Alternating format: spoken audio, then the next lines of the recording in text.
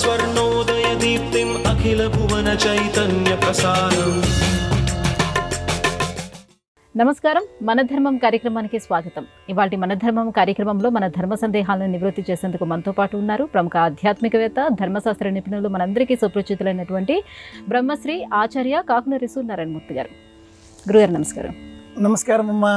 గురుగారు, ఆషాఢ మాసం వచ్చేసింది. ఆషాఢ మాసం అంటే మహిళలకు ఎంతో ప్రీతి అని చెప్తారు. ఈ ఆషాఢ మాసంలో ఖచ్చితంగా మహిళలు కానివ్వండి, ఆడపిల్లలు కానివ్వండి గోరింటాకు పెట్టుకోవాలంటారు. ఎందుకని, దీంట్లో ఉన్నటువంటి అంతరార్థం ఏంటి? గోరింటా పూచింది కొమ్మ లేకుండా అన్న సినిమా పాట జ్ఞాపకం తెచ్చుకోకుండా గోరింటాకును ఎవరు స్మరించరు. ఈ గోరింటాకును నఖరంజని అని సంస్కృతంలో మనం పిలిచే ఈ గోరింటాకును ఆభరణంగా, అలంకారంగా మహిళలే కాదు మగవారు కూడా ధరించాలి. హెనాటనిస్ అనేటటువంటి ఒక విష పదార్థం ఈ గోరింటాకులో ఉంటుంది. ఆషాఢ మాసంలో వర్షానికి సంబంధించినటువంటి వాతావరణం బాగా ఉంటుంది. చెమ్మ, తడి. మహిళలు ఇంటి పనులతో ఎక్కువ భాగం నీటి సంబంధంగా ఉండే పరిసరాలలోనే వాళ్ళ జీవితం గడుస్తూ ఉంటుంది. చైత్ర వైశాఖ మాసాలు, జ్యేష్ఠ ఆషాఢ మాసాలు వసంత గ్రీష్మ ఋతువులుగా అన్నప్పటికీ ఆషాఢ మాసానికి ఆర్ద్ర ప్రవేశం కావడంతో ఉసురు, జల్లులు, చిరుజల్లులు, వానలు బాగా పడతాయి. ఆర్ద్ర కురిస్తే దరిద్రం వదులుతుంది అనే ఒక సామెత కూడా తెలుగువారింట. ఇలా వాతావరణం అంతా కూడా తడి, చెమ్మ ఉన్న కారణం చేత అంటువ్యాధులు ప్రబలుతాయి. ఈ అంటువ్యాధులు రాకుండానే నిరోధించే ప్రయత్నాలలో అంతర్భాగంగానే అమ్మవారి జాతరలు, పసుపు కుంకుమలు వినియోగించడం, మహిళలు అలంకరించుకునేటటువంటి నేపథ్యంలో గోరింటాకును ధరించడం, పాదాలకు, చేతులకు సహజంగా ఉండేటటువంటి ఈ గోరింటాకు ధరించినందువలన అందులో ఉండే హెనాటనిస్ అనే ఆ విష పదార్థం కారణంగా బ్యాక్టీరియా, ఫంగస్ ఈ చేతి వేళ్ల మధ్యన ఎక్కడా కూడా బ్రతకదు, నిలవదు. ఆరోగ్య పరిరక్షణ ఇందులో ఉండే ఒక రహస్యం. రెండవది, ఆషాఢ మాసం ఆర్ద్ర నక్షత్ర సమీపంలో ప్రత్యేకంగా సూర్య సంచారం ఉన్నటువంటి మాసం. సూర్యుడు సింహరాశికి అధిపతి. మనలో కొత్త ఆలోచనలను రేకెత్తించేటటువంటి గ్రహరాజు. ఆర్ద్ర నక్షత్రం శివ నక్షత్రం, ఉగ్ర నక్షత్రం. అలాంటి శివుడు, మన్మధుడిని దహించినటువంటి శివుడు మళ్ళీ లౌకిక వాసనలో పడవేయాలి అనే ఉద్దేశ్యంతో పార్వతీదేవి తపస్సు చేసింది, అపర్ణ అన్న పేరిట. ఆ పర్ణములను ఇలా మనం రంగరించి వాటితో అలంకరించుకొని మళ్ళీ ఈ లోకాన్ని సహజంగా, సౌమ్యంగా, సాంసారికంగా మార్చడం ప్రధానమైన లక్ష్యం. ఆషాఢ మాసంలో ఆడవారికి, మగవారికి వియోగం అంటుంది శాస్త్రం. ఆషాఢంలో ఆర్ద్ర నక్షత్ర మండలంలో సూర్య సంచారం ఉన్న కారణం చేత వివాహమైన నూతన వధూవరులకు వియోగం. భర్త ఎక్కడో యక్షశ్చక్రే జనకతనయా స్నానపుణ్యోదకేషు స్నిగ్ధఛాయా తరుషువనిశం రామగిర్యాశ్రమేషు. మేఘదూత మహాకావ్యం. ఆషాఢస్య ప్రథమ దివసే మేఘమాశ్లిష్ట సానుంవ ప్రక్రీడ. మహాకవి కాళిదాసు ఎంత అద్భుతంగా చేశాడో ఈ కల్పన.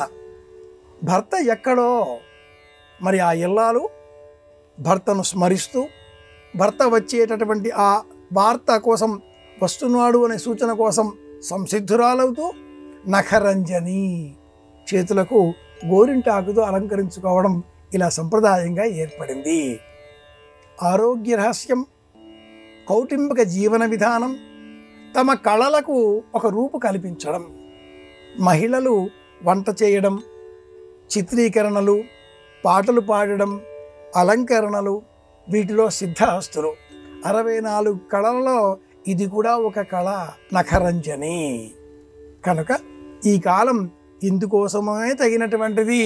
తప్పనిసరిగా మహిళలు కృత్రిమంగా రసాయనాలతో లభించేటటువంటి గోళ్ళ పెయింట్లు వేసి, అది పోగొట్టుకోవడం కోసం హెయిర్ రిమూవర్లు వేసి లేదా పెయింట్ రిమూవర్లు అప్లై చేసి నానా కగాడి కజాటీతో రోగాలు రాకుండా సహజంగా ఉండే గోరింటాకు మనం అలదుకుంటే ఆరోగ్యం కలుగుతుంది. గోటి మొదటి భాగంలో తెల్లగా వచ్చేటటువంటి ఈ చిన్నపాటి గోరువంక రంగు మనం ఆరోగ్యంగా ఉన్నామా అనారోగ్యంగా ఉన్నామా అనేది సూచిస్తుంది. గోళ్ళు పింక్ రంగులో ఉన్నాయి, ఆరోగ్యం. నల్లగా మారాయి, తెల్లగా పాలిపోయాయి, అనారోగ్యం. తొలగించే శక్తి గోరింటాకుకు ఉంది. ఇది ఆయుర్వేద రహస్యం. అందుకే ఈ మాసంలో పెట్టుకుంటారు. గురుగారు, కౌసల్య సుప్రజ రామ అన్న శ్లోకం మన వెంకటేశ్వర సుప్రభాతంలో చూస్తాం. కానీ ఈ శ్లోకం రామాయణంలో కూడా ఉందని చెప్తారు. రామాయణంలో ఎక్కడుంది? శ్రీరామాయణంలో విశ్వామిత్ర మహర్షి రామలక్ష్మణులను యజ్ఞ సంరక్షణార్థం తన వెంట తీసుకుని వెళుతూ కొద్ది దూరం వెళ్ళిన తర్వాత ఉజ్జాయింపుగా ఒక 10 యోజనముల దూరం ప్రయాణం చేసిన తర్వాత విశ్రమించమని చెప్పగా రామలక్ష్మణులు విశ్రమిస్తారు, నిద్రపోతారు. వారిని మేలుకొల్పే నిమిత్తమై విశ్వామిత్రుడు శ్రీరామాయణం బాలకాండ 23వ సర్గలో మేలుకొల్పుతాడు. గురువు శిష్యుడిని మేలుకొల్పడం ఇక్కడే మనం గమనిస్తాం. కౌసల్యా సుప్రజా రామ పూర్వా సంధ్యా ప్రవర్తతే ఉత్తిష్ఠ నరసార్దూల కర్తవ్యం దైవం ఆన్నికం. మధ్యాహ్నం చేసేటటువంటి క్రియలకు కూడా వేళ అవుతుంది నాయన, లేవవలసింది. అలా మేలుకొల్పిన తర్వాత విశ్వామిత్రుడు రాముల వారికి 82 రకాలుగా అస్త్రప్రయోగాలకు సంబంధించిన విద్యలను బోధిస్తాడు.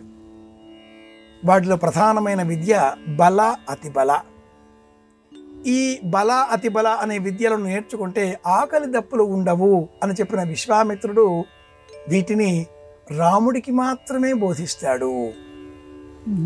ఈ శ్లోకం ఇదే శ్లోక ఛాయలో ఉండేటటువంటి శ్లోకం 35వ సర్గలో కూడా మళ్ళీ వస్తుంది. తాటక సంహారం, సుబాహు సంహారం, మారీచుడిని చాలా దూరం సముద్రాలకు అవతలగా విసిరిపారవేయడం, యజ్ఞ రక్షణ అయిన తర్వాత ధనుస్సు చూసే నిమిత్తమే తిరిగి ప్రయాణం సందర్భం అవుతున్నటువంటి తరుణంలో 35వ సర్గలో కూడా మళ్ళీ సుప్రభాత అన్న శబ్దంతో ఇదే శ్లోకం కొద్దిపాటి ఛాయ భేదాలతో మళ్ళీ కనిపిస్తుంది. అప్పుడు విశ్రమించినటువంటి ఆ రామచంద్రమూర్తి వెంటనే మేలుకుంటాడు. ఈ రెండవసారి 35వ సర్గలో శ్రీరామచంద్రమూర్తికి విశ్వామిత్రుల వారు 49 రకాలుగా ప్రయోగించిన ఆ బాణాలను ఎలా ఉపసంహరించుకోవాలో సవివరంగా తెలియజేస్తాడు. మళ్ళీ రాముడికే చెబితే రాముడు గురువు అనుమతితో తమ్ముడైన లక్ష్మణుడికి బోధిస్తాడు. ఇలాంటి అరుదైన సందర్భం మనం శ్రీరామాయణంలో 23వ సర్గ మళ్ళీ 35వ సర్గలో చూడవచ్చు. బాలకాండలో ఈ సందర్భాలు మనకు ఉంటాయి. అయితే ఎవరో ఒక మహానుభావుడు కలియుగ ప్రత్యక్ష దైవం శ్రీ వెంకటేశ్వర స్వామి వారిని స్తోత్రం చేస్తూ స్వామివారికి సంబంధించిన సుప్రభాతం అనేటటువంటి శ్లోకాలను రచించేటటువంటి తరుణంలో మకుటంగా కౌసల్య సుప్రజారామ అనేటటువంటి ఈ శ్లోకాన్ని ముందుగా స్వీకరించి ఉన్నాడు.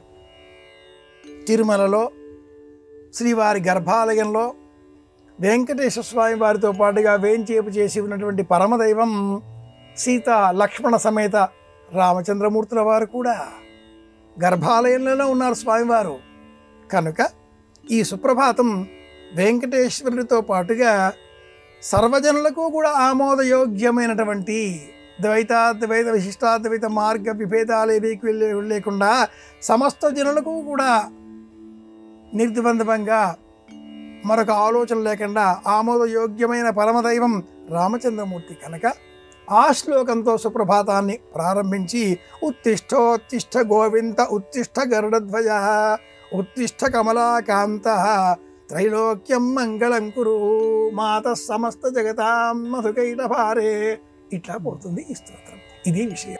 గురుగారు చాలా చక్కగా వివరించారు. ఇక మరో సందేహం, ఇంట్లో ఏమైనా శుభకార్యాలు జరిగేటప్పుడు మహిళలకు మాసిక నియమం వచ్చిందంటే ఆ కార్యం అక్కడితో ఆపేయాలా? దీనికి ఏమైనా పరిమితులు ఉన్నాయా? శాస్త్రం వేరు, ఈనాటి కాలపు సంప్రదాయం వేరు. శాస్త్రంగానే మనం పాటించాలి అనుకున్నప్పుడు మాసిక నియమం వచ్చినటువంటి మహిళ ఇంట్లో ఉన్న ఎడల తలపెట్టిన ఆ శుభకార్యాన్ని నిలిపివేయాలి. అలాగే ఉపనయనం, బారసాల, గృహప్రవేశం, గృహారంభం, అక్షరాభ్యాసం ఏదైనా కూడా యజమానురాలు అయి ఉన్నప్పుడు శ్రాద్ధంతో సహా యజమానురాలు కూడా, ఆ శ్రాద్ధకర్త ఇల్లాలు యజమానురాలు మాసిక నియమానికి లోబడినప్పుడు శ్రాద్ధం కూడా వాయిదా వేయాలి. ఇది శాస్త్ర ప్రమాణం. కర్మ చేసే ఆరంభ సమయంలో ఆ దంపతులు ఇద్దరు కూడా ముందుగా పుణ్యాహవాచన చేస్తారు. గణపతి పూజ, స్వస్తి పుణ్యాహవాచన. పుణ్యాహం భవంతో బ్రువంతు యత్ పుణ్యం నక్షత్రం తద్భుట్కుర్వీతోపవ్యుషం. ఇలాంటి మంత్రాలన్నీ కూడా చెప్పేటటువంటి సమయంలో దంపతులు ఉండాలి. పుణ్యాహం చెప్పే సమయంలో దంపతులు వేదిక మీద పీటలపైన ఉండి తీరాలి. అలాగే శ్రాద్ధకర్మ అన్నప్పుడు ఇల్లాలే వంట చేయాలి. అయితేనే అగ్నిహోత్రం సిద్ధిస్తుంది, చేసేటటువంటి ఆ హోమం పరిపూర్ణమవుతుంది. కనుక ఇల్లాలు మాసిక నియమంలో ఉన్నది అని తెలిసిన మరుక్షణం ఆ కర్మ ఆపివేయాలి. నేటి కాలంలో కొందరు భక్తి ఆయుధంగా మాట్లాడుకుంటూ భక్తి మూలకంగా చెబుతూ ఇల్లాలు మాసిక నియమం, కర్మ ఉపనయనం, ఇల్లాలకి ఏమిటి సంబంధం, ఆచార్య వటువులు కదా, ఇలా చెప్పేవాళ్ళు ఉన్నారు, అలా ఆచరించే వాళ్ళు కూడా ఉన్నారు. అది వ్యక్తిగతమైన ఇష్టాలకు లోబడి ఉంటుంది. శాస్త్రం ప్రకారం నిషేధం అని చెప్పుకోవాలి. గురుగారు, మహాభారతంలో మానస సరోవర సరస్సు గురించి ప్రస్తావన ఏదైనా ఉందా? మహాభారతాన్ని దాని సంపుటాలను ఒకే చోట ఇంట్లో ఉంచకూడదని చెప్తారు, ఎందుకని? భారతం మహా అన్న శబ్దం చేరి ఉండడంతో విస్తృతమైంది. 25 శ్లోకాల భారతం 60 లక్షల శ్లోకాలుగా మారిపోయింది. లోకాలలో విభజనల అనంతరం మన మానవ లోకానికి సంబంధించి 1,00,000 శ్లోకాల భారతం మనకు పాటింపులో ఉంది. ఈ గ్రంథాన్ని వ్రాయడానికి గణపతుల వారికే 3 సంవత్సరాల కాలం పట్టింది అని మహాభారతమే ఆది పర్వంలో వివరిస్తుంది. 3 ఏళ్ళు, 1,00,000కు పైగా శ్లోకాలు. కాబట్టి యదిహాస్తి తదన్యత్ర, ప్రతి అంశము భారతంలో ఉండి తీరాలి. భారతంలో లేదు, లోకంలో ఉండదు ఏదైనా కూడా. మానస సరోవర ప్రస్తావనలు మహాభారతంలో పలు తావులలో మనం గమనించవచ్చు. ద్రౌపదీదేవికి సౌగంధిగా పుష్పమును అందించే నిమిత్తమై భీముడు బయలుదేరి వెళతాడు.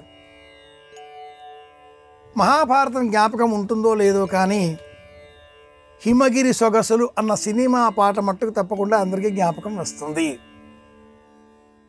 ప్రత్యక్షంగా మహాభారతంలో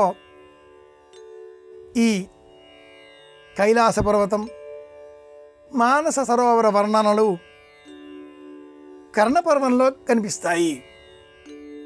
శల్యుడు కర్ణుడికి ఒక కథ చెబుతాడు. అది కాకియోపాఖ్యానం.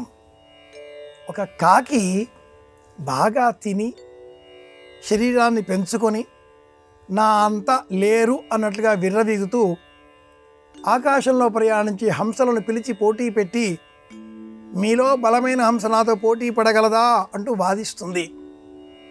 హంసలు నవ్వి చెబుతాయి, మేము మానస సరోవరంలో జీవించేటటువంటి వారం, దేవతా స్వరూపులం, మాతో నీకు పోటీ ఏమిటి? కాకి వినదు, పోటీకి ఆహ్వానిస్తుంది.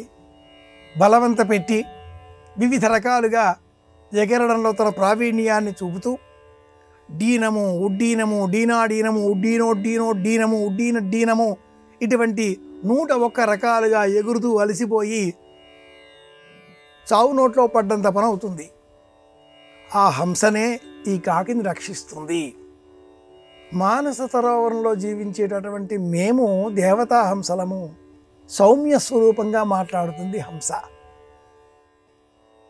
మానస సరోవర స్మరణ మాత్రం చేత మనకు తెలియని ఒక ప్రశాంతత చేకూరుతుంది.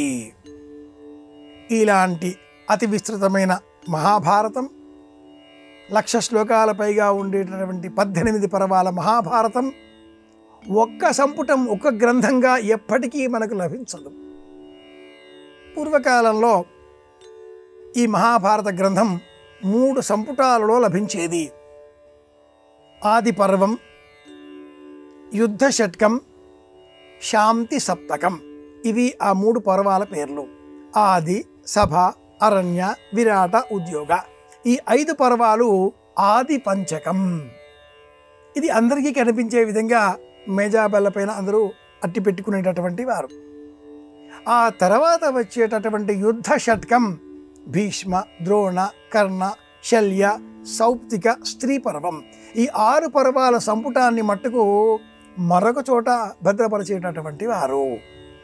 3 పర్వాలు ఒకే దగ్గర ఉంటే ఆ ఇంట్లో అన్నదమ్ములు ఆస్తి గురించి తగులాడుతారు అనేటటువంటి ఒక ప్రచారం పూర్వకాలంలో ఇళ్లలో ఉండేది.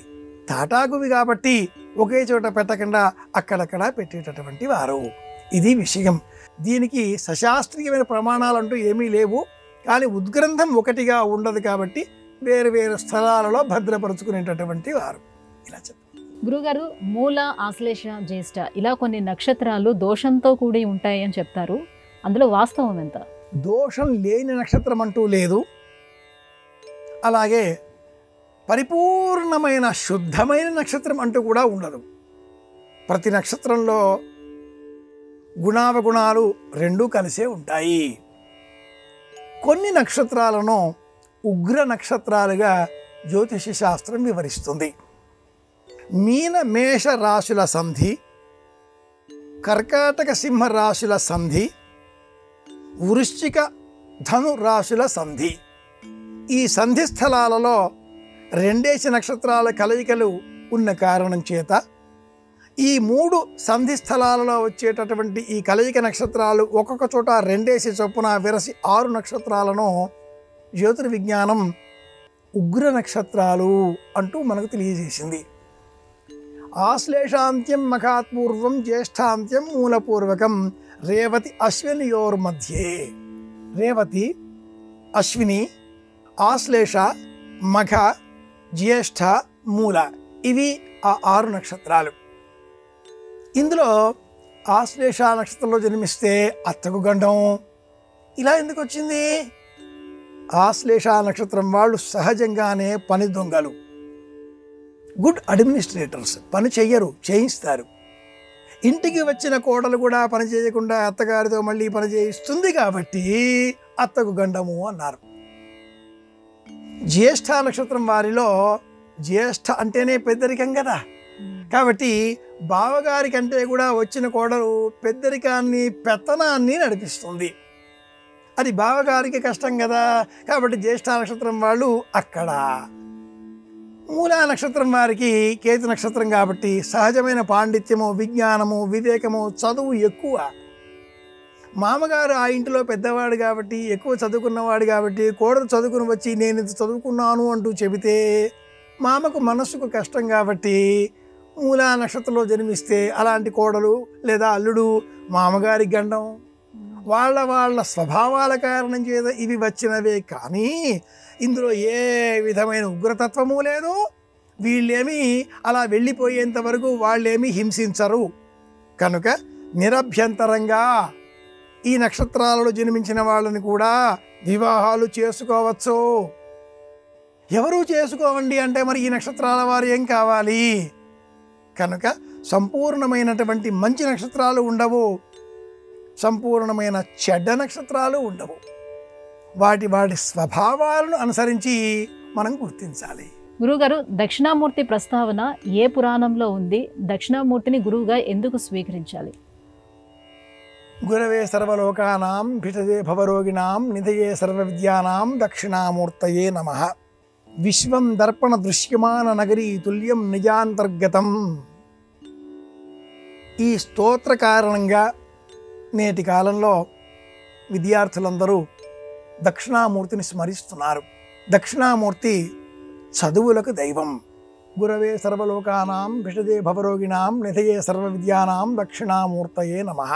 ఇటువంటి దక్షిణామూర్తి ప్రస్తావన ఏ పురాణంలో కూడా లేదు. దక్షిణామూర్తి ఉపనిషత్తు అనే ఒక ప్రత్యేకమైన 108 ఉపనిషత్తులలో ఒక ఉపనిషత్తు అందులో ఉంది. దాక్షిణ్యము, దయ అన్న పేరుకు మారు శబ్దం. దక్షిణామూర్తి దక్షిణం దిక్కును చూస్తూ ఉంటాడు. ఆ వైపున ఉండే దైవం. మనం ఆ స్వామిని చూస్తూ ఉన్నందువలన దక్షిణ దిక్కుకు అధిపతి ఎవరు? యముడు. అలాగే రాక్షసులు, నరకము, ఇతర భయంకరమైనటువంటి గుణదోషాదులన్నీ కూడా ఆ వైపున ఉండి ఎదరగా అడ్డుగా ఒక చేతిలో జింక, మరి ఒక చేతిలో అగ్నిశిఖ, ఒక చేతిలో జపమాల, మరి ఒక చెయ్యి అభయముద్ర, కాలు మీద కాలు వేసుకొని ఒక చెవికి తాటంకము, మహిళ ధరించేటటువంటి కర్ణాభరణము, మరి ఒక చెవికి మగవారు ధరించేటటువంటి మణికుండలము, ఇటువంటి రూపముతో స్త్రీపుంస యోగోద్భవంగా ఉండేటటువంటి పార్వతీ పరమేశ్వర స్వరూపంగా ఉండే దక్షిణామూర్తిని దాక్షిణ్యం గల దైవంగా స్మరిస్తే ఆ వెనక ఉన్నటువంటి నీడలో చీకటిలో ఉండే యమ సంబంధితమైనటువంటి వ్యతిరేక శక్తులేవి మన వైపుకు రావు. మనం దక్షిణామూర్తి జ్ఞాన కిరణాల కాంతి వలయంలో ఉంటాం, రక్షింపబడి ఉంటాం. కాలము జపమాలకు సంకేతం. పరిగెత్తే మనస్సుకు సంబంధించిన వేగం జింకకు సంబంధం. ఇటువంటి రూపంతో దక్షిణామూర్తిని ఓం శ్రీ దక్షిణామూర్తయే నమః ఇది నామమంత్రం. దక్షిణామూర్తయే మహ్యం మేధాం ప్రజ్ఞాం ప్రయచ్ఛ నమః ఇది పరిపూర్ణ మంత్రం. ఈ మంత్రాన్ని చిన్నారి బాలబాలికలు చదువుకునే ముందు ఒక 5 సార్లు చెబితే అద్భుతమైన జ్ఞాపక శక్తి వారికి అలవడుతుంది. వాక్కు అలా ఒక ప్రవాహం వలె వస్తుంది. ఇది దక్షిణామూర్తి స్వరూపం. ఏ పురాణంలో కూడా చెప్పబడలేదు. జగద్గురువులు ఆదిశంకరుల వారు చెప్పిన స్తోత్రమే మనకు శరణాగతి. గురుగారు, ఇవాళ మన ధర్మం కార్యక్రమంలో మాకు వచ్చినటువంటి ఈ ధర్మ సందేహాలన్నీ కూడా నివృత్తి చేసినందుకు ధన్యవాదాలండి. కృష్ణార్పణం. ఇది ఇవాళ మన ధర్మం కార్యక్రమం. రేపు మన ధర్మం కార్యక్రమంలో మళ్ళీ కలుసుకుందాం. నమస్కారం. ఈ కార్యక్రమాన్ని తిరిగి చూడాలనుకుంటే www.youtube.com/ETV Life Spiritual లో చూడవచ్చు.